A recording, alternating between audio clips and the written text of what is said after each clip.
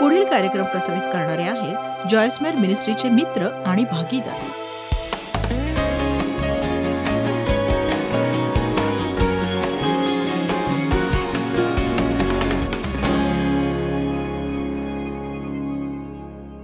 आता आपण समजून घ्यायला हवं की प्रत्येक जण स्वार्थी आहे. म्हणजे बघा, आपल्याला प्रत्येकामधून शक्य होईल तितकं बाहेर काढायचंय.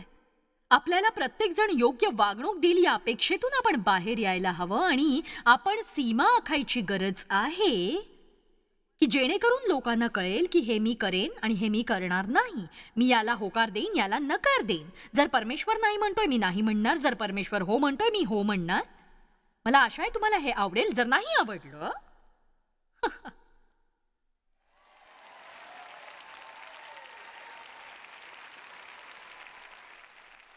बघा, जेव्हा तुम्ही बऱ्याच वर्षापासून अयोग्य मार्गांसाठी करता, आज इथे असे लोक हजर आहेत जे उभं राहून म्हणतील की सर्व हेतू आणि उद्देशाने हे माझ्यासाठी देवाकडून ज्ञानाचं वचन आहे. कारण मला ठाऊक आहे की परमेश्वर माझ्या बाबत कार्यरत आहे. मला ठाऊक आहे परमेश्वर माझ्याशी बोलू पाहतोय आणि मला हे कळलंय पण वळत नाहीये. आणि तुमच्यासारखंच कुणी मला म्हणतं की तुम्ही अशाच गोष्टींमधून केला आहात आणि मला काय करायची गरज आहे. तर ठीक आहे, ओके, मला ठाऊक आहे मला ते करायची गरज आहे. पण मला तुम्हाला सांगायचं आहे, अजूनही तुमच्यातील हिस्सा आहे ज्याला ते अयोग्य मार्गाने करायची सवय आहे. आणि बघा, जेव्हा तुम्ही हद्द आणि सीमा आखायला सुरुवात करता जी कधीच आधी आखलेली नसते, तुम्ही लोकांना तोंड द्यायला सुरुवात करता. आणि मी तुम्हाला खात्रीने सांगते त्यांना ते आवडत नाही. आणि जर तुम्हाला वाटतंय ते म्हणतील ओ थँक्यू, वाव, आभारी आहे, मला माहितीये मी काहीतरी वेगळं करतेय, बरं झालं तुम्ही आलात आणि मला काही सांगितलं. हे असं होणार नाही माझ्या आणि डेव्हच्या बाबतीतही. म्हणजे जेव्हा आम्हाला एकमेकांचा सामना करावा लागतो, बऱ्याचदा त्याने माझा सामना केला. मी असं म्हणत नाही ओ थँक्यू, मला ही सुधारणा आवडली आहे. आणि बऱ्याचदा मी त्याला जर काही म्हटलं तर तोही असं म्हणत नाही. तू जणू काही म्हणते तू कशाविषयी बोलतेस हे सगळं, तुला काय म्हणायचंय, मी टीव्हीवर स्पोर्ट्स कार्यक्रम बघू नको, तुला काय म्हणायचंय काय नक्की सांग. एक सांगू, आमच्या दोघांच्या काय निदर्शनास आलं, तुम्ही गोष्टींचा सामना करा, तुम्ही देवावर सोपवा, पुढे जा, त्या व्यक्तीला वाईट वागवू नका. लवकरच गोष्टी बदलायला सुरुवात होतील. जर तुम्ही लोकांना कळू दिलं नाही की तुम्हाला काय हवंय, कशाची गरज आहे, तर तुम्ही त्यांना ते देत नाहीत म्हणून दोष देऊ नका. एक सांगू, स्त्रियांना संकेताने जगणं आवडतं, पण पुरुषांच्या बाबतीत तसं नाही. तुम्हाला ते स्पष्ट करावं लागतं. आमेन. ठीक आहे, तर सामना तुमच्या हद्दीचं संरक्षण करतो. आता आणखीन एक क्षेत्र ज्याविषयी मला बोलायचंय. आपण पुढे सरकू अंतराविषयीच्या काही शिक्षणाबाबतीत. तुम्ही खूप सावधगिरी बाळगली पाहिजे. तुमच्या आयुष्यात तुम्ही कुणाला येऊ देताय आणि तुम्ही त्यांच्याशी किती घनिष्ठ होताय. आमेन. आमचे मित्र डल्लासचे पायक या आठवड्याच्या शेवटी इथे डॉन आणि शेरॉन क्लार्स, आणि ते इथून निघून कॅनडाला जातील. आणि आता जेव्हा ते सीमेपाशी पोहोचतील तेव्हा त्यांना सीमेच्या नियंत्रकाचा सामना करावा लागेल. आपली समस्या ही असते की जरी आपल्या सीमा असल्या तरी आपला सीमा नियंत्रक नसतो. नसतोच तो. म्हणजे बघा, प्रत्येक देशाच्या सीमेपाशी सशस्त्र अशी संरक्षक सेना असतेच ती. आणि बघा, जेव्हा ते कॅनडात जाऊ पाहतील ते त्याला विचारतील की तुम्ही इथे काय करताय, तुमचा हेतू काय आहे, तुमचा उद्देश काय आहे. मला तुम्हाला एक सांगायचंय, प्रत्येक जण जो तुमचा मित्र होऊ इच्छितो प्रत्येकाचा चांगला हेतू नसतो.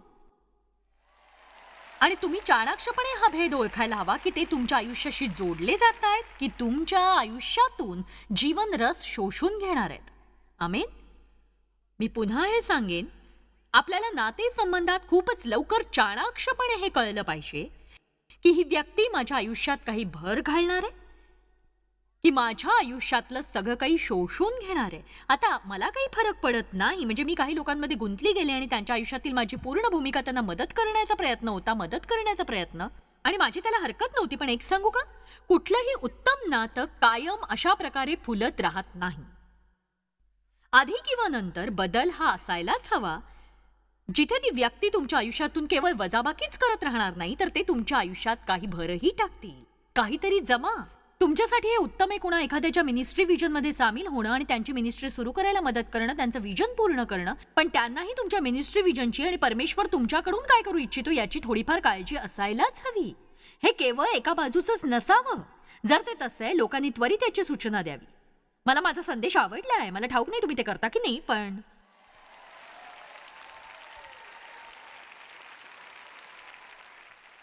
बघा, जेव्हा तो तिथे जाण्याचा प्रयत्न करेल ते विचारतील तुमचा उद्देश काय आहे, हेतू काय आहे, तुम्ही तिथे किती दिवस राहणार आहात. ते कदाचित तोच प्रश्न वेगवेगळ्या प्रकारे 4-5 वेळा विचारतील.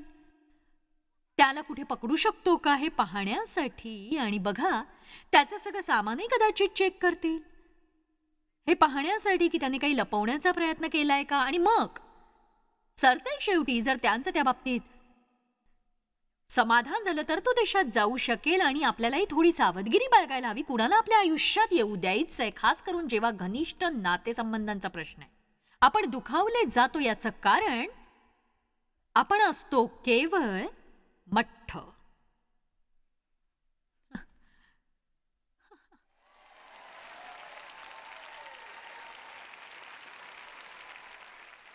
माझा विश्वासच बसत नाही की तू माझ्या बाबतीत असं वागलास. तुमचे डोळे उघडे असते तर कळलं असतं ते 3 वर्षापासूनच घडतंय.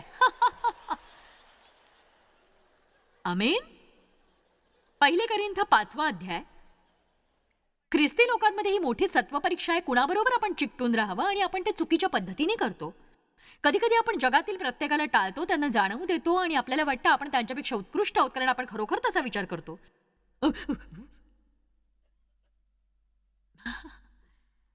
आणि मग आपण अर्धपरिपक्व ख्रिस्ती लोकांमध्ये मिसळतो. कुचाळक्या आणि लोभीपणा, अनैतिकता आणि बॉयफ्रेंड बरोबर शरीर संबंध आणि या सगळ्या मूर्खपणाच्या गोष्टी.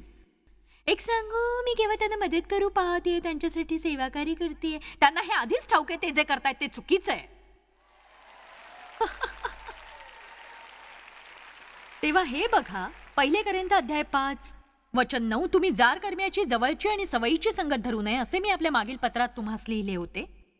तथापि या जगाचे जार कर्मी, लोभी, वित्तहरण करणारे आणि मूर्तीपूजक यांची संगत मुळीच धरू नये असे माझे म्हणणे नाही. कारण तसे कराल तर तुम्हास जगातून निघून जावे लागेल. तुम्हास निघून जावे लागेल.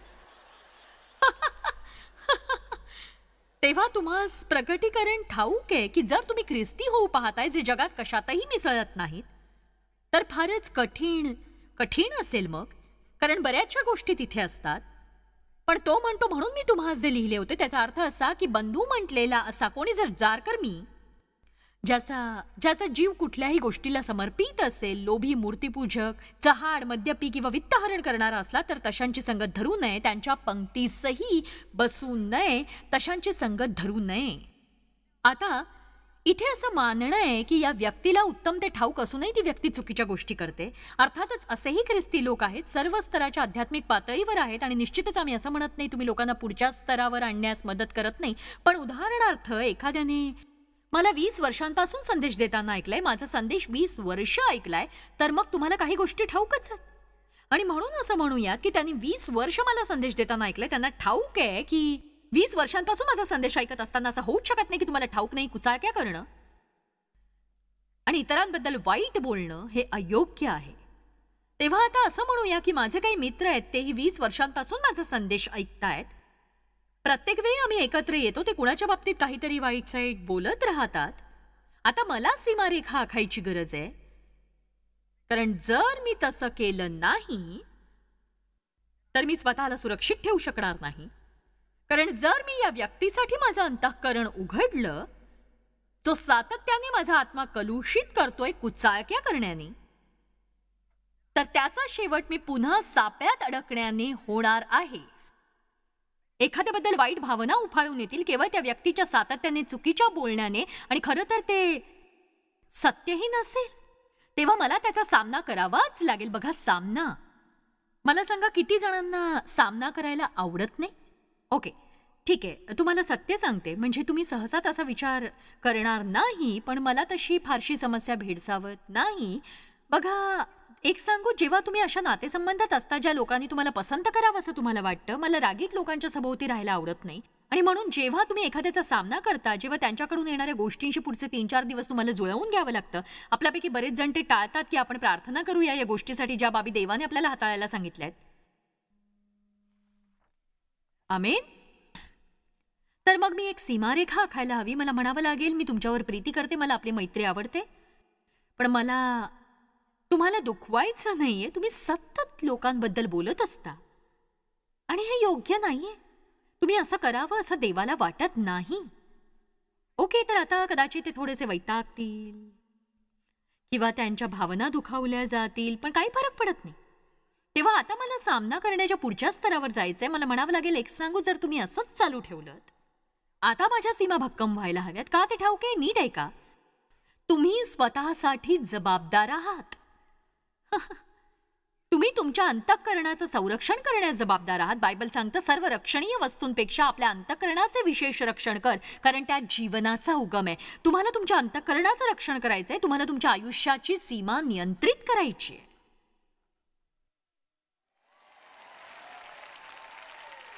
आणि बऱ्याचशा अशा गोष्टी असतात ज्या आपण करायला हव्या आहेत, त्या आपण करत नाही, प्रेमाच्या बाबतीत सुद्धा. आणि मला नाही माहित तुमच्या ते निदर्शनास आलंय की नाही, पण येशू स्पष्ट वक्ता होता. आणि मी तुम्हाला उदाहरण दाखवणार आहे जे मला वाटतं खूपच चांगलं आहे. गलतीकरास अध्याय 2 वचन 11 पाहूया. पौल म्हणतो, तो आता स्वतःला दुसऱ्या प्रेषितास दर्शवतोय. तो बऱ्याच काळापासून स्वतःला चांगुलपणाने दाखवत होता आणि आता तो सरतेशेवटी स्वतःला प्रदर्शित करतो दुसऱ्या प्रेषितास. तर लक्षात घ्या, तो खरोखर हे सगळं जाणत होता आणि त्यांची खूप चांगली प्रतिष्ठा होती. त्यांना प्रतिष्ठा प्राप्त होत होती. एक पूर्ण समूह तिथे होता आणि त्यांच्यातील एक, तुम्ही विचार कराल त्या परिस्थितीमध्ये त्याच्यावर चांगुलपणा दाखवण्याचा दबाव असेल, प्रत्येक गोष्टीसाठी चांगुलपणाने झुकणं, समूहात राहण्यासाठी. आणि आपणही कधी कधी तसं करत नाही का? सांगा. काही तडजोडी कराव्या लागतात ज्या आपल्याला मनापासून पटत नाहीत, पण तरीही केवळ त्या समूहाचा एक भाग म्हणून कराव्या लागतात. पण आता हे बघा, पुढे पेत्र अंत्योखियास आला. पौल म्हणतो, तेव्हा तो दोषी असल्यामुळे मी त्याला तोंडावर अडवले. त्याची वागणूक लक्षात घेता, कारण तो दोषी असताना दोष देत होता. कारण या वेळेपर्यंत याकोबाकडून काही लोक आले होते आणि त्याचं जेवण गैरयहुदी लोकांबरोबर, म्हणजे धर्मपरिवर्तन केलेल्यांसोबत. पण जेव्हा लोक यरुशलेमाहून आले तेव्हा त्याने स्वतःला अलिप्त व वेगळं केलं गैरयहुदी लोकांपासून आणि वेगळं जेवण केलं या भीतीने की ते सुनता झालेले लोक त्याला नाकारतील. तेव्हा तो काय म्हणतो, हे बघ पेत्रा, सामान्यपणे तू गैरयहुदी लोकांसोबत जेवशील, त्यांच्यासोबत सहभागिता करशील, कारण तुला ठाऊक आहे की देवाने त्यांचं धर्मपरिवर्तन घडवलेलं आहे. पण आता तुझे काही धार्मिक मित्र यरुशलेमाहून आले आहेत आणि म्हणून अचानकपणे आता त्यांच्यासोबत राहण्यासाठी म्हणून आता या लोकांसोबत तू तसा वागत नाहीयेस जसा तू आधी वागत होतास. म्हणून पौल त्या भूमिकेत येतो, मुळातून एक परिवर्तित झालेला म्हणून. इतर सगळेजण बऱ्याच काळापासून प्रेषित होते, त्यांचा वेगळा असा मान होता आणि पौल पेत्रासोबत योग्य रीतीने वागत होता. तो म्हणतो, तुझ्या वागण्यात काहीतरी गडबड आहे, ती देवाकडची नाही, ती जशी असायला हवी तशीही नाही. एक महत्वाची गोष्ट सांगू, त्यांना मोठे नातेसंबंध जोडायचे होते.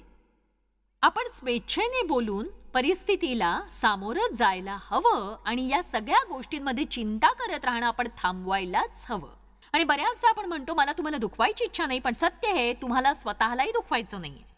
तुम्हाला कोणी नाकारावं असं वाटत नाही, न्याय करावा असं वाटत नाही, तुम्हाला दोषी ठरवावं असं वाटत नाही, कुणीतरी चिडावं असं वाटत नाही, ज्यातनं पार जावं लागेल असा गोंधळ तुम्हाला आवडत नाही.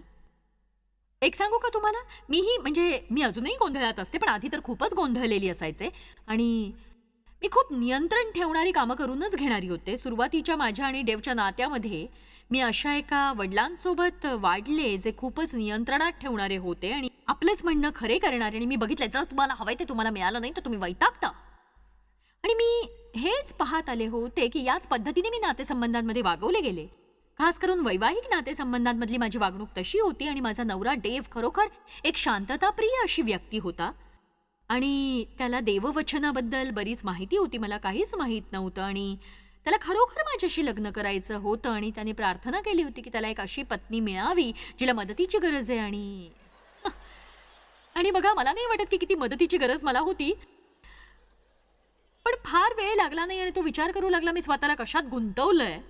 आणि आमच्या लग्नाच्या सुरुवातीच्या वर्षांमध्ये मी खूप तटस्थ होते. म्हणजे अगदी सांगू का, जर मला काही मिळालं नाही, जर देवने मला चीड आणली, मी त्याच्याशी 3 आठवड्यांपर्यंत बोलायचं नाही, एक शब्दही नाही.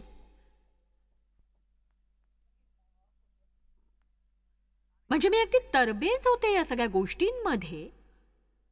चला, आता तुम्हाला पद्धत माहितीये. तो खोलीत आला की मी खोलीच्या बाहेर जायचे. आम्ही रात्री बेडवर झोपलो की मी एकदम गादीच्या कडेला झोपायचे. म्हणजे त्याचा मला स्पर्शही होणार नाही. मला स्पर्शही करू नकोस तू. आणि एक सांगू का, तो केवळ सहन करत होता, सहन करत होता, सहन करत होता, सहन करत होता.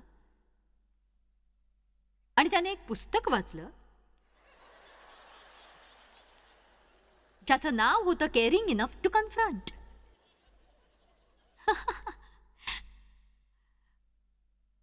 आणि त्याला जाणवलं की देवाने ते पुस्तक त्याच्या हाती दिलंय कारण तो समय होता माझ्यासाठी वाढत जाण्याचा. आणि त्याला माहित होतं, जर त्याने माझा सामना केला नाही तर मग ते कधीच घडणार नाही. जेव्हा तुम्ही एखाद्या नातेसंबंधात असता, सगळ्या वाईट सवयी जडलेल्या असतात, तर हा विचार छान आहे की स्वर्गातून एक प्रकाश झोत येईल आणि बदल घडेल. पण सत्य आहे की परमेश्वर तुमचा थोडासा वापर करेल. आता बघा, एक सांगू, मी नेहमीच संदेश देते, आपण लोकांना बदलू शकत नाही. तुम्ही देहाच्या कार्याद्वारे लोकांना बदलू शकत नाही. पण याचा अर्थ असा नाही तुम्हाला परिस्थितीला सामोरं जाण्याची गरज नाही. दैवी मार्गाने जेव्हा देव तुम्हाला सामना करायला सांगतो आणि त्याची किल्ली आहे सामोरं जाणं, त्यांना सत्य सांगणं आणि नंतर चिडलेले न राहणं. आमेन. आणि मग देवने मला ते पुस्तक आणून दिलं. मला म्हणाला, वाचते. मीही वाचलेलं आहे. आता मला जाणवलंय की मला तुझ्याशी सामना करायचा आहे, कारण आपल्या दोघांना ठाऊक आहे ज्या प्रकारे तू वागतेस ते योग्य नाही. आपल्या दोघांना ठाऊक आहे की ज्या प्रकारची वागणूक तू मला देतेस ती अनादर करणारी आहे आणि ते अयोग्य आहे. आणि तो मला म्हणाला, एक पुरुष म्हणून माझी मूल्य जपायची असं मी ठरवलं असतं तर मी तुला कधीच सोडून दिलं असतं, हे लक्षात घे तू.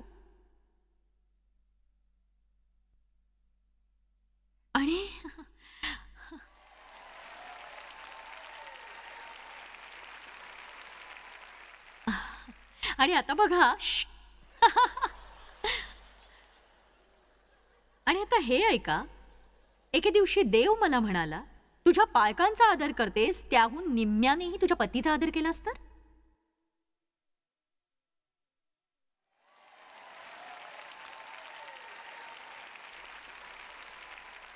आणि मी ते कबूल केलं. मी गोंधळलेली होते, पण मी एक सत्य सांगते, जर त्याने माझ्याशी सामना केला नसता तर मी कधीच बदलले नसते. आणि तो म्हणाला, त्याने इतका काळ का वाट पाहिली. तो म्हणाला, मला सुरुवातीला ठाऊक होतं मी काहीच करू शकणार नाही, कारण खूप समस्या होत्या तुझ्यात आणि खूप वेदना आणि जखमा होत्या. मी जर तुझ्या विरुद्ध जायला सुरुवात केली असती सुरुवातीच्या वर्षात तर तू मला सोडून गेली असतीस आणि मीही गेलो असतो. तेव्हा गोष्टींमध्ये समय असतो, सामना करण्याचाही समय असतो, सामना न करण्याचाही असतो. कधी कधी तुम्हाला प्रतीक्षा करावी लागते, पण जेव्हा परमेश्वर सांगतो आता कृती करा, तर मग कृती करायला हवी. आणि मी कुणाला असं म्हणत नाही की इथून घरी जा आणि केवळ सुरुवात करा. ठीक आहे, आज मी हा महान संदेश ऐकलाय आणि मला सांगू द्या की या घरामध्ये काही सीमा आणि हद्द आहेतच.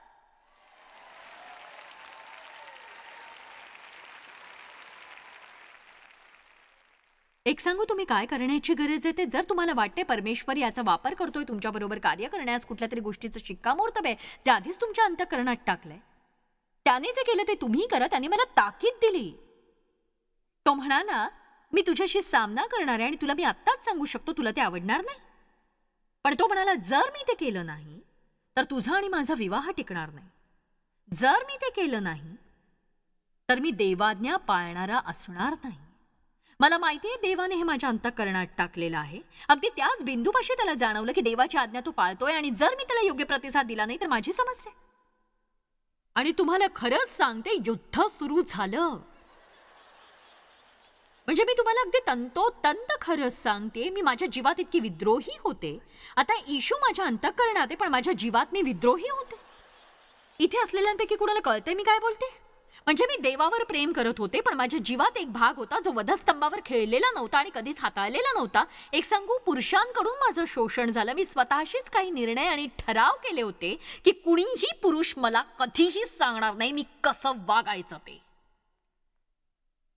नंतर मी विनम्र पत्नी कशी असावी ते वाचू लागले. पतीशी जोडल्या गेलेल्या स्त्रिया, आणि मला हा शब्दच माहित नव्हता, जोडलं जाणं म्हटलं त्यांना एकट्यालाच करू दे, मला कुणाशी जोडलं जायचं नाहीये, त्याने माझ्याशी जोडलं जावं. लहान मुलांना कधी कागदाचे गोळे फेकताना तुम्ही पाहिलंय का? खरोखरचे गोळे. एक सांगायचे, आपण असेच गोळे आपल्या आत्म्यात फेकत असतो. म्हणजे माझ्या आज जणू काही मला असं वाटलं मी सहनच करू शकणार नाहीये. जेव्हा मी ऑफिसमध्ये पाय ठेवला आणि फर्निचरच्या पायाकडे माझी नजर गेली, आणि तुम्हाला आठवतंय का त्याविषयी मी सांगितलेलं? आठवतंय? म्हणजे खरंच माझ्या मनात मोठं युद्ध सुरू होतं. आणि बघा, एक भाग माझ्यातला देवाचा ऐकत होता, पण माझ्यातला दुसरा भाग इतका बंडखोर होता, कारण आजवर मी तशीच वागलेली होते. आणि मला आठवतंय, ऑफिसमध्ये जमिनीवर मी अशी झोपले आणि टेबलचे पाय असे घट्ट धरले आणि म्हटलं, देवा देवा प्लीज प्लीज प्लीज, तुम्हाला मदत केली पाहिजे, प्लीज प्लीज प्लीज. आणि मला देव असलेल्या खोलीत जाऊन त्याच्या डोक्यावर असं जोरात मारावंसंही वाटत होतं अहो. म्हणजे मला जाऊन त्याचे केस असे जोरात खेचायचे होते. आणि यापेक्षा वाईट गोष्ट अशी, मला माहित होतं त्याचंच बरोबर आहे. चला आता इथे कुणी माझ्या मैत्रिणी आहेत का?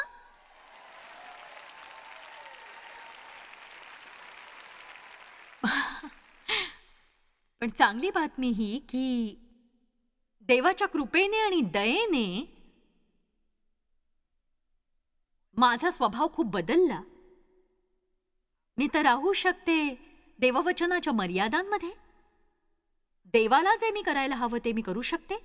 पण आज तुम्ही मी सांगते ते ऐका.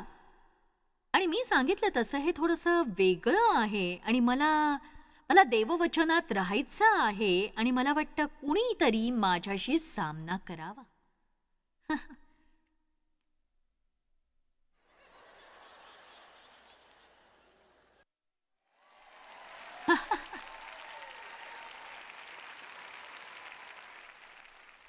आता इथे नुसतं बसून जरी तुम्ही त्या सगळ्या लोकांचा विचार करत असाल ज्यांच्याशी सामना करायचा आहे,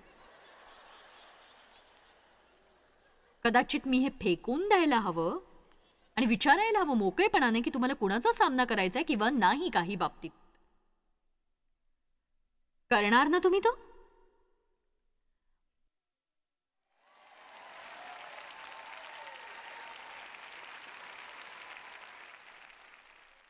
मी तुम्हाला सांगते की मला वाटतं ख्रिस्ती म्हणून जर आपण काही करायला हवं तर एकमेकांना आदर द्या आणि लोकांना योग्य प्रकारे वागवा. आपण लोकांच्या मर्यादांचा आदर राखायला हवा.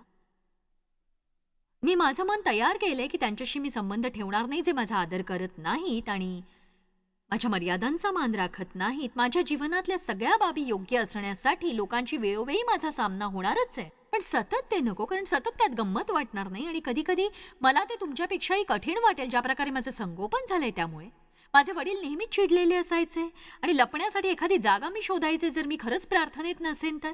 कधी कधी मी सभोवती घिरट्या घालायचे कुणी माझ्यावर रागवू नये, कारण मी माझ्या जीवनात युद्धक्षेत्रात वावरत होते.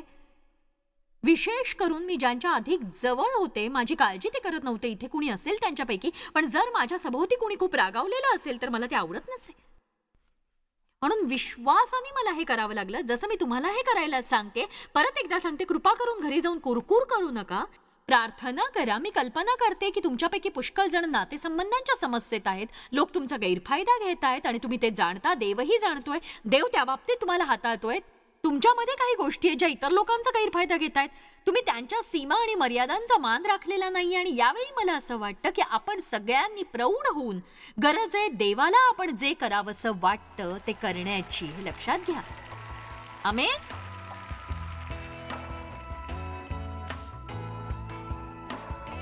देव तुमच्यावर इतकी प्रीती करतो की तो तुमची काळजी घेतो आणि तुमचं रक्षणही करतो. त्यासाठीच त्याने आपण सगळ्यांना मर्यादा दिलेल्या आहेत आणि ते आपल्यासाठी सुरक्षा क्षेत्र आहे. आणि आपल्याला शिकायचंय त्या मर्यादा कोणत्या आहेत आणि उत्तम प्रकारे त्या देवाच्या मदतीने कसं राहायचं आहे ते.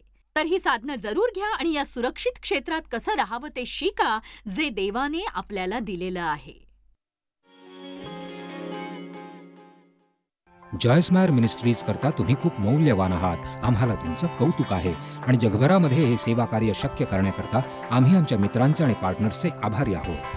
आम्ही एकत्रितपणे भुकेल्यांना खाऊ घालतो, गरिबांना वस्त्र देतो आणि राष्ट्रांना सुवार्ता सांगतो. तुमच्या प्रार्थनेच्या विनंती करता आमच्याविषयी आणखी माहिती मिळवा.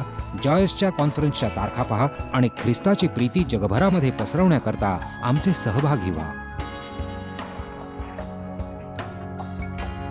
याचा सर्व खर्च जॉयस मायर मिनिस्ट्रीचे मित्र आणि भागीदार करत आहेत.